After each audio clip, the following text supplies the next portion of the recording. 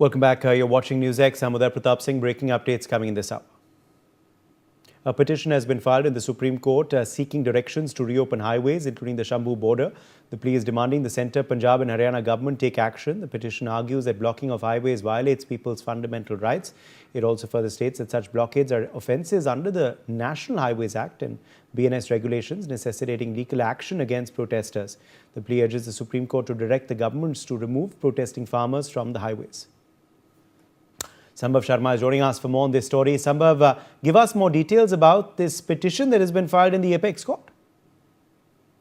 Shambhu border farmers' protest case has reached the Supreme Court now, wherein the bench of Justice Suryakant and Justice Manmohan is to hear this matter tomorrow, probably in the morning before 12 p.m. because it's matter number 14 in court number 3. And it is to be seen what the Supreme Court says and what directions it passed, as this petition has been filed in the Supreme Court seeking directions to reopen the highways, including this Shambhu border. The petition demands that the centre, the Punjab government and the Haryana government to take action. And the petitioner argues in his petition that blocking highways violates people's fundamental rights and also the National Highways Act and Bharatiya Nyaya Sanhita regulations. And hence the legal action should be taken against the protesters. Well, the Supreme Court will have to hear this matter tomorrow, and it is to be seen what Supreme Court says in this case. All right, Sambhav, thank you for joining us with those updates. Prime Minister Narendra Modi has expressed his pride after Archbishop George Jacob Kuvakar from Kerala was elevated to the Cardinal post of the Roman Catholic Church by Pope Francis at St. Peter's Basilica in Rome. In a post on X, Prime Minister wrote, "A matter of great joy and pride for India. George Jacob Kuvakar belongs to the Archdiocese of Changanassery in Kerala. In the current setup, he is the 6th Indian Cardinal, a big boost to Indian representation in the Catholic Church's hierarchy." Let's quickly show you, of course, these details and, in fact, give you more updates about who really is George Jacob Kuvakar, who, of course, now has been elevated as a cardinal by the Pope. Well, Pope Francis has, of course, elevated Indian Catholic priest George Jacob Kuvakar to the rank of a cardinal, of course, in a ceremony that took place at the Vatican. George Jacob Kuvakar belongs to the Archdiocese of Changanassery in, of course, Kerala. And he is the 6th Indian cardinal now, a big boost for Indian representation, of course. Well, he was born on the 11th of August in 1973, and in fact, he was born in Thiruvananthapuram in Kerala. Also, he joined the Catholic clergy as a priest in 2004. And after that, Kuvakar started his diplomatic career within the Catholic Church in 2006. You can see, of course, a picture there of him. And of course, it's a big proud moment for him, as he also previously has been secretary of the Nankyecha in South Korea in 2009 to 2012. He's also held similar assignment in Iran in 2012 to 2014. Well, joining us now to look at this story in greater detail is Savio Rodriguez, leader of the BJP. We also have Professor Madhav Nalapath, editorial director of the Sunday Guardian, live with us. Kennedy Karimbinkala Yil, Vice Chairman, United Christian Council, is also joining us live. Savio Rodriguez, how big a moment is this for India?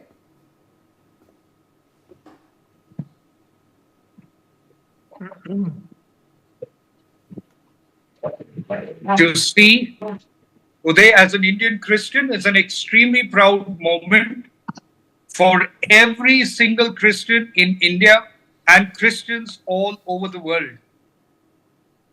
This is the 6th Cardinal. George Jacob Kuvakar is the 6th Cardinal to be appointed, and it is a glorious occasion because what we see right now, more importantly with the delegation that went along with him from the government, highlights the growing links and friendship between India and the Vatican, between Prime Minister Narendra Modi and Pope Francis.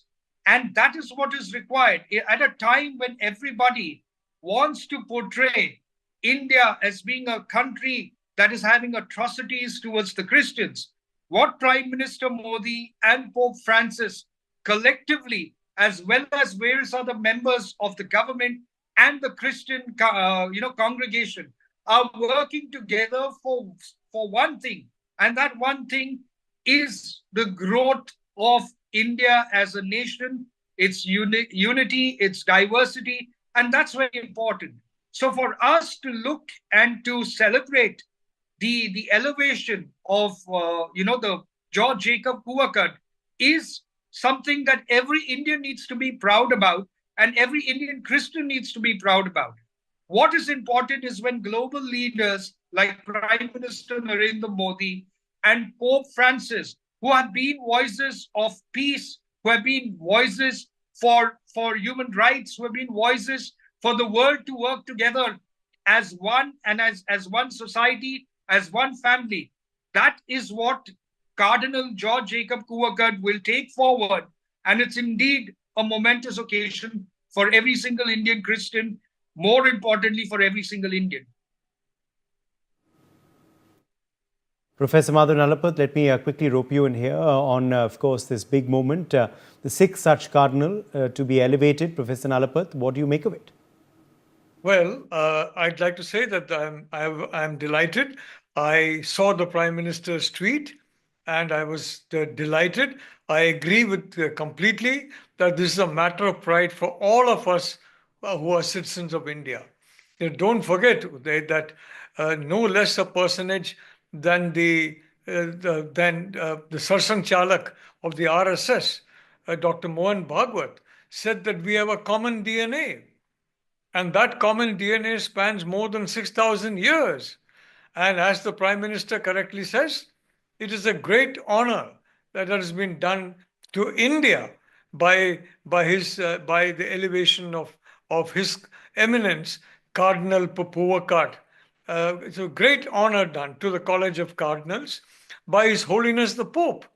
And he has said in his tweet very correctly that His Eminence Cardinal Puvakad has been an ardent follower of Lord Jesus Christ. And he has been a follower of Lord Jesus Christ right from the beginning of his life. And he has followed it ardently in the Catholic Church. So I'd like to say that I salute the noble work that His Eminence Cardinal Puvakad has done. I frankly am very delighted that more and more cardinals are being appointed from the global south. There was a time when there was almost nobody from the global south. All the cardinals were from the global north, almost all of them. Practically, all except maybe a few. But now more and more cardinals are coming from the global south. And I think His Holiness Pope Francis really needs praise from all of us in the global south for the recognition that His Holiness has bestowed on the global south and on the importance of the global south. And I'd like to say that, the Prime Minister is perfectly right. His Eminence has done tremendous service as an ardent follower of Lord Jesus Christ. And as the RSS Sarsang Chalak, Dr. Mohan Bhagwat said, we have all got a common cultural DNA. Savio here, me here, we have a common DNA. I may be a Hindu, he may be a Christian, a Catholic, I may be, following Sanatan Dharma, but we have a common DNA. And why? Because Sanatan Dharma, Uday, is common. Sanatan Dharma will accept as valid any path to the divine. And my point is, all paths are valid so long as these paths shun violence and hatred against other paths. Uday. Quickly, Kennedy, let me quickly rope you in here on what you make of this elevation as well, what this really says, of course, about the Indian hierarchy currently with the sixth such elevation which George Jacob now has got, and the big moment, of course, that has occurred.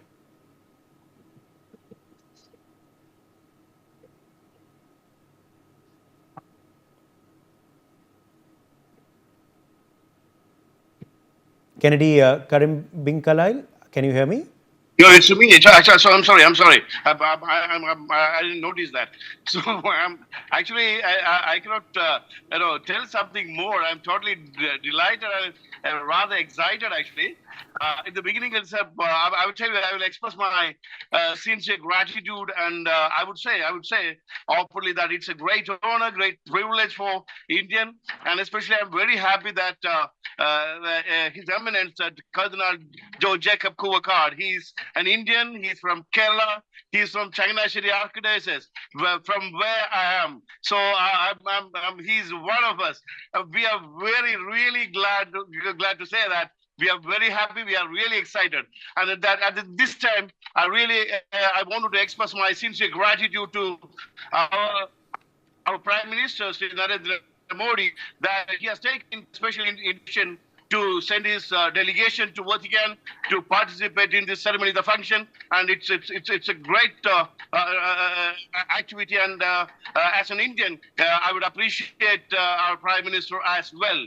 And we all are expecting Pope's visit to India in recent days. So I think the Cardinal George Kuvakar, he's the responsible person for the purple journey, I think. So I think that will help us to make the things done in a recent time, within a short time. That will happen, I think, because especially he's the man who is responsible for the purple journey. So we all are eagerly waiting for the Holy Pope's visit to India, sir. Yes, let me quickly take that to Savio Rodriguez as well. Savio, this was, of course, a big moment, but it was made even more special by a special delegation that had gone at the request of Prime Minister Modi to the Vatican as well for this ceremony. They met with the Pope as well. Clearly shows the good relations that we enjoy with the Vatican. Having close association myself with people in the Vatican, there is a lot of respectability for us Indians with the Vatican.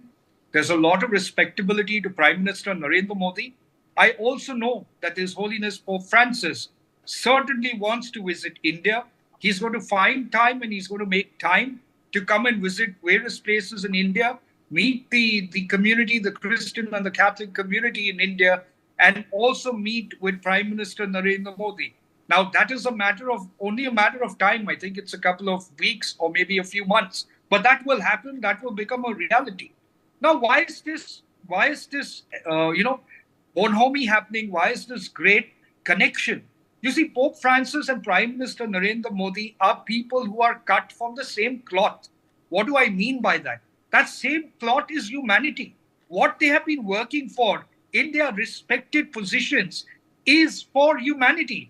Whether it's humanity for the Christian community and the world at large, which Pope Francis has been working on, or whether it's Narendra Modi working for the people of India and the world at large. That is what they are. And that is what brings them together.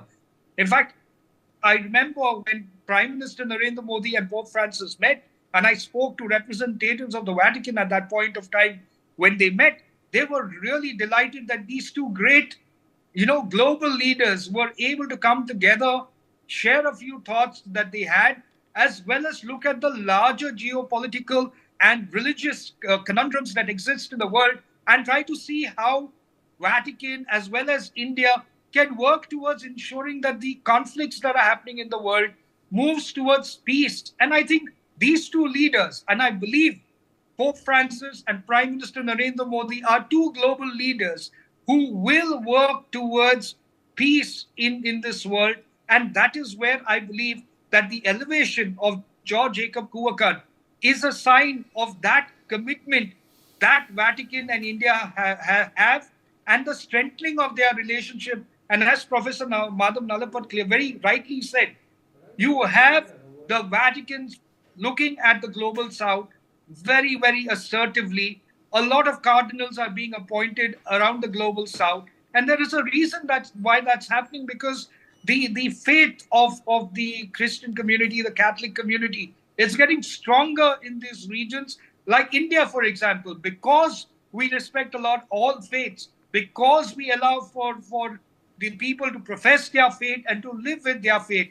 Therefore, that respectability to religion, to respectability to faith which is coming, is allowing for people to have that relationship with their faith as well as with their country.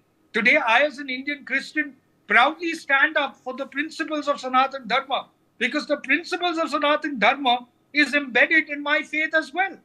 And it is also embedded in the fact that I'm an Indian national. And that is something we should never forget, that our nation is above our religion, because our spirituality is what's going to connect us. Our Sanatan Dharma is what's going to connect all of us. Okay, let me in fact quickly then take that across to Professor Nalapath as well. Professor Nalapath, what do you say also of the delegation that has been sent at the behest of Prime Minister Modi to the Vatican as well, who were part of this ceremony, met with the Pope? What does that say of relations currently between the Vatican and New Delhi? Well, as someone who has been to the Vatican, actually at that point in time, it was facilitated by Father Marta, who at that point was the papal envoy to Taiwan. And it was a tremendous experience, a grand experience. I was able to meet some of the leading figures in the Vatican, of course, not His Holiness as such, but others. And I would like to say it was a very uplifting experience. And I was really happy that I visited the Vatican.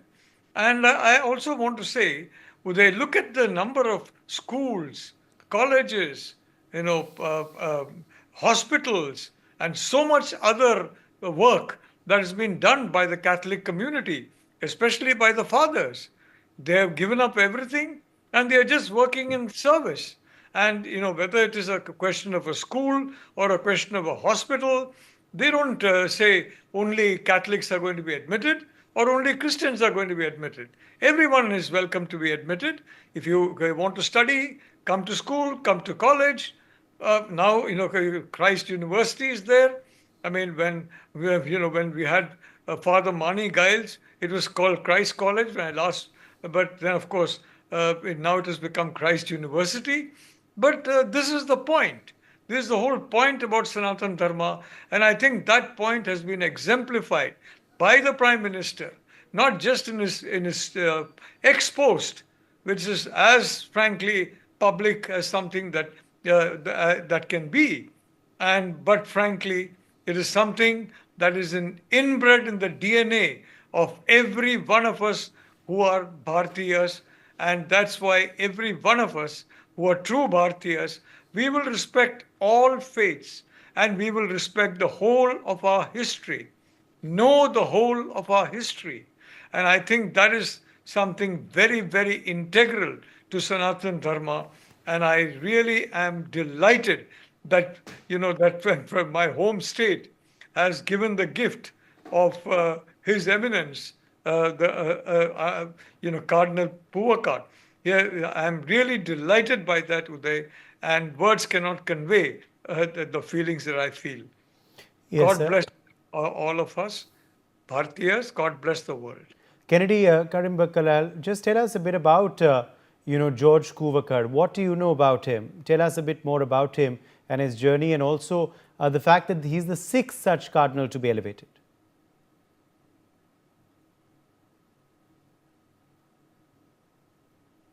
That names also that I tell you. Cardinal Gracious, Cardinal Antonicola, Cardinal Felipe Neri Ferrao, and the other 3 are from Kerala. Out of 6, 3 cardinals are from Kerala.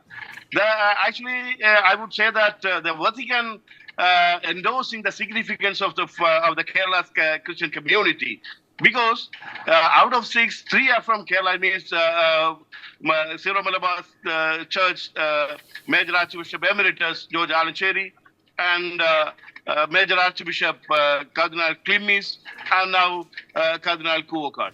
The Kerala community, if we look into the community strength, Christian Christian community all over in India, we can see that it's coming less than 5%.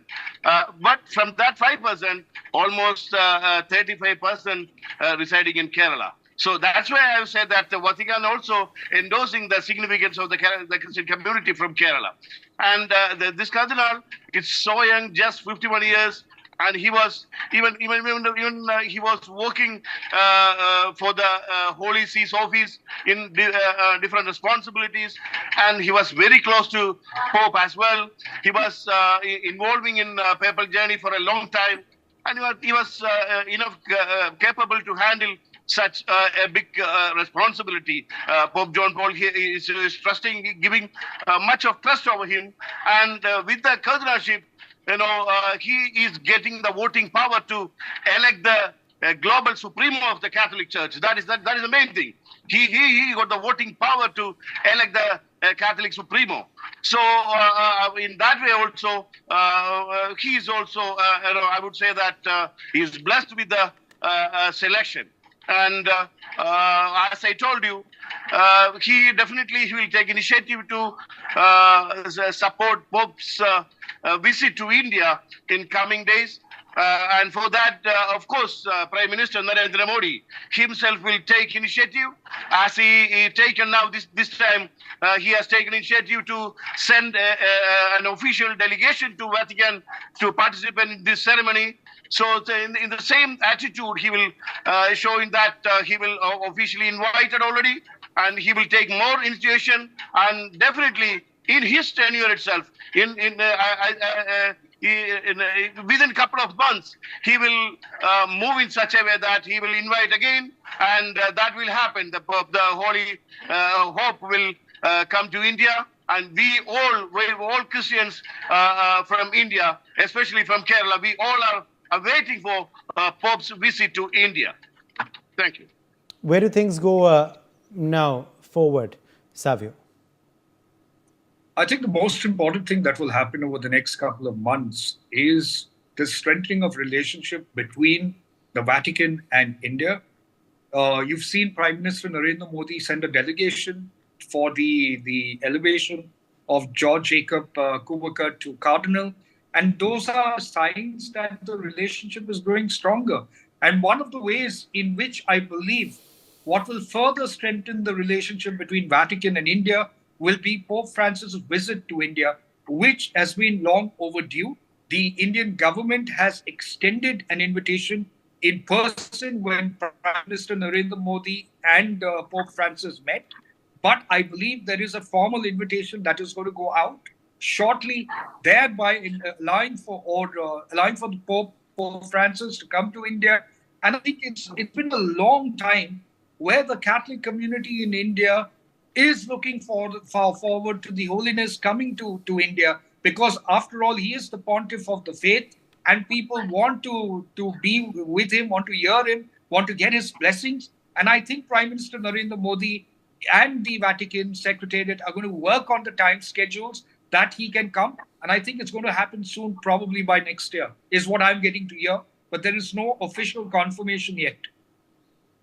Okay. Last word to you, Professor Nalapath, on the road ahead. No, I simply want to say I'm deeply grateful to the Papal Nuncio at Taipei, for having facilitated my visit to Vatican. And it was a tremendous experience for me. And I simply want to say that this illustrates the real culture of Bharat, the all-accepting culture of Bharat. And that is the culture that all of us, as citizens of Bharat, we may be India outside, but in India we are all Bhartiyas. Whether it is my good friend Savio and my new friend Kennedy. And by the way, Mr. Kennedy also comes from my home state. That's also a very strong reason that we will definitely be friends. But I just want to say that the Prime Minister's gesture of tweeting, of posting on X, the Prime Minister's gesture of sending a delegation for this very happy, joyous event, the elevation of his whole, His Eminence to one of the electors of none other than His Holiness the Pope when that time comes. I just want to say, frankly, I am really happy at this, and I just want to say that this is the spirit of India. This is the spirit of Bharat. This is the spirit of inclusivity. And all of us who are Bharatiya must have that inclusivity and abandon violence and abandon hate. Uday. My thanks to all of our guests for joining us on this discussion. It's time to quickly turn our focus to some breaking news coming in. The Russian Foreign Ministry has reacted to the ongoing rebellious outrage in Syria. In a written statement, Russian Foreign Ministry has appealed to all parties to resolve governance issues by political means and not by the means of violence. The ministry also talked of safety of Russian nationals in Syria, stating that Russian military bases in Syria are on high alert and they are taking all measures for safety and security of Russian nationals.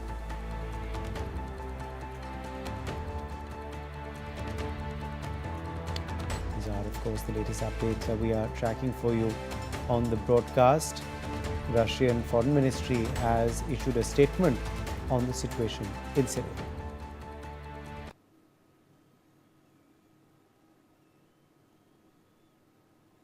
Russian Foreign Ministry has appealed to all parties to resolve their governance issues by political means and not by the means of violence. The ministry has also talked of safety of Russian nationals in Syria. These, of course, are the latest updates coming in. The Russian Foreign Ministry reacting to the Syrian crisis. Russia has issued a very strong statement this hour. And on that note, we are going to slip into a very short break. Stay with NewsX.